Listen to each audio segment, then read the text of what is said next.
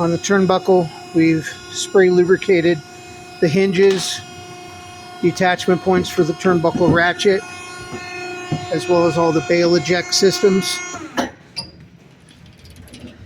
We don't see any evidence of any leaks. Machine's functioning properly. Thank you.